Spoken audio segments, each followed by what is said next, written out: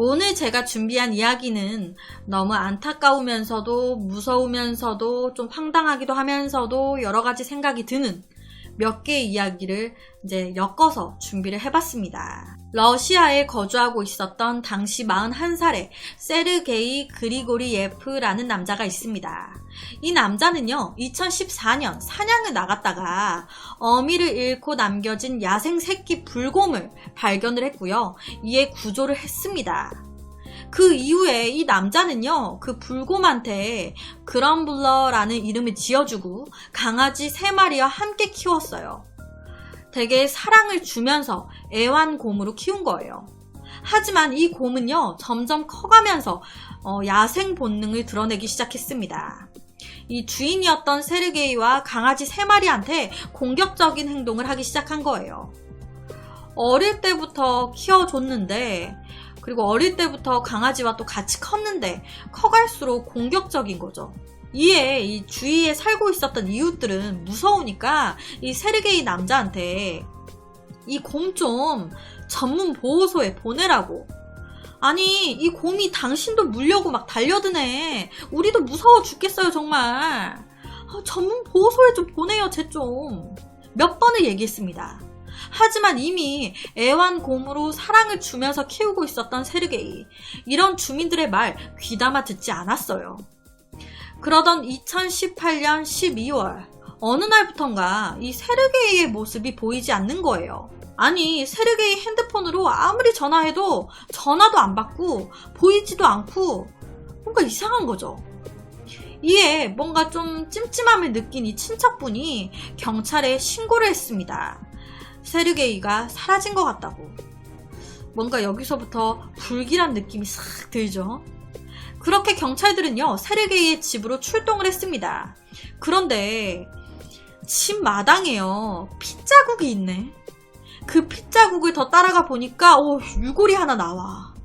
그 유골을 조사해보니까 아이고, 세르게이네. 알고 보니까 이 세르게이 남자가 자기가 키우던 불곰의 공격에 죽게 됐고요. 이 불곰이 자기를 살려준 그 생명의 은인인 이 세르게이를 먹은 거예요. 이게요, 이 불곰이 유골까지, 그러니까 뼈까지 다 먹고 일부 유골만 남겨져 있었대요. 이래서 동물은 동물일 뿐인 건가 라는 생각이 들기도 하고, 어릴 때부터 키워준 건데 엄마라는 인식이 안 되어 있었나 봐요. 밥을 안 준 것도 아니었대요. 사랑으로 키웠대요. 그런데 이렇게 된 거예요. 그런데 이것뿐만이 아니라요, 당시에 이 불곰과 같이 키워지고 있었던 강아지 3마리 중에 2마리도 잡아먹힌 상태로 뼈만 발견이 됐습니다. 그러면 이 불곰은 어디 갔지? 이 불곰이 집안 어디에서도 안 보이는 거예요. 얘 어디 있어? 혹시 이놈 마을을 활보하고 다니는 거면 되게 위험한 건데 이미 사람을 먹은 애잖아요. 이런 애가 돌아다니다가 다른 사람을 또 먹으면 어떡해. 그러니까 경찰이 비상이 걸린 거예요. 이거 잡아야 된다고. 정말 다행히 우리를 탈출한 곰은요, 바로 찾아서 사살됐습니다. 경찰은요, 곰 우리는 열려 있었고 곰이 달아난 경로에서 남자의 피와 뼈가 발견됐습니다. 발견한 곰은 공격적으로 행동을 했습니다. 주민들의 안전을 위해 곰을 사살했습니다.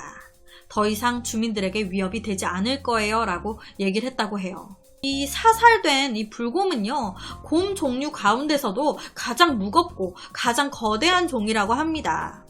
보통 150에서 250kg 정도 나가지만 더 많이 나가는 거는 450kg 이상 되는 것도 있다고 해요. 자기가 키우던 불곰한테 잡아먹혀 죽게 될 거라고 어떻게 1%라도 상상이나 했을까요? 그냥 안 데려오고 그냥 구조만 해주고 방생했다면 그게 서로한테 더 좋지 않았을까라는 생각이 드네요. 이와 비슷한 이야기는요, 남아공에서도 있었습니다. 남아프리카 공화국에는요, 많은 사설 야생동물 보호구역이 운영이 되고 있다고 해요. 당시에 부안 반 와이크라는 21살의 여자는요, 한 사설 야생동물 보호구역의 사육사였습니다. 사육사, 동물을 사랑하는. 주로 이 여자는요, 사자를 돌보는 일을 했어요. 사자, 포스가 장난 아니죠. 그러던 지난 2월 6일, 이 와이크 여성이 자기가 돌보던 사자에 물려갖고 사망하는 일이 발생한 거예요. 이 와이크 여성은요, 온몸이 피투성이가 된 채로 사자 우리 출입구에 누워서 숨져 있었습니다. 아무래도 사자의 공격을 받은 후에 필사적으로 우리를 빠져나왔지만 더 이상 움직이지 못하고 사망한 것 같다고.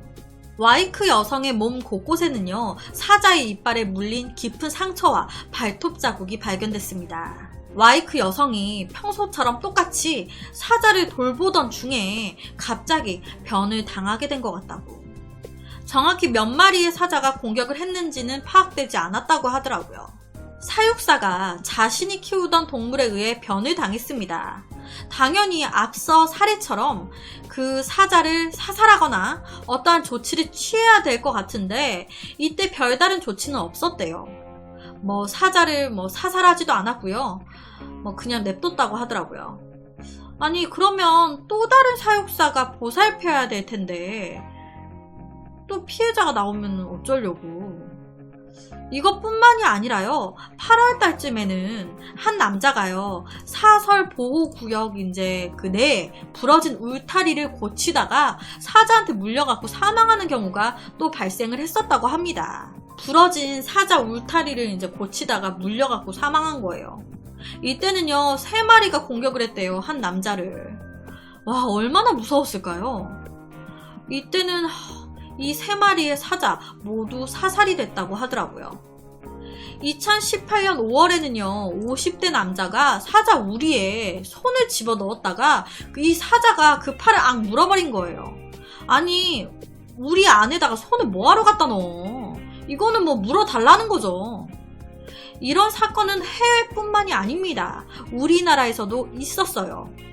사자는 아니지만 믿었던 반려동물한테 배신을 당한, 옆에 안동에서 기르던 개에게 물려서 70대 주인이 과다출혈로 사망을 한 사건이 있었습니다. 이때 이 주인분이 5살 키우던 풍산개가 목줄이 풀어져 있는 거를 보고 그 목줄을 묶어주려고 목덜미를 잡던 중에 갑자기 풍산개가 달려들어가지고 왼쪽 팔과 오른쪽 어깨를 문 거예요. 이 강아지가, 이 개가. 급하게 병원으로 후송이 됐지만 안타깝게 주인분은 과다출혈로 사망을 하셨습니다. 이 사건뿐만이 아니에요. 80대 스님이 이때도 자기가 키우던 개에 물려가지고 사망한 사건이 있었습니다. 이때도요, 2살이었던 풍산개, 이 풍산개한테 뒷목이 물리셨는데 이때 이 개는요, 목줄이 묶여 있었다고 하더라고요. 목줄이 묶인 상태로 강아지를 보고 돌아가는 이 스님을 뒤에서 달라들어갖고 문 것 같다고. 여튼 너무 안타까운 사건이죠. 요새 반려견을 많이 키우는 상황인데 밖으로 나올 때는 물든 안 물든 입마개 꼭 하시고, 이런 사건들도 있었다고 하니까 주의하는 게 좋을 듯 합니다. 우리 개는 안 물어요 하지만 물 수도 있거든요. 제3자가 아닌 주인인 자기도 물 수가 있거든. 이 피해자들 또한 사자나 내가 키우고 있던 사자, 내가 키우고 있던 곰, 내가 키우고 있던 강아지가 나를 물지 몰랐을 거 아니에요. 이 사람들도 다 똑같은 것 같아요. 주의하는 게 좋을 것 같습니다. 그래서 오늘은 동물에 관련된 사망 사건에 대한 이야기를 가지고 왔습니다.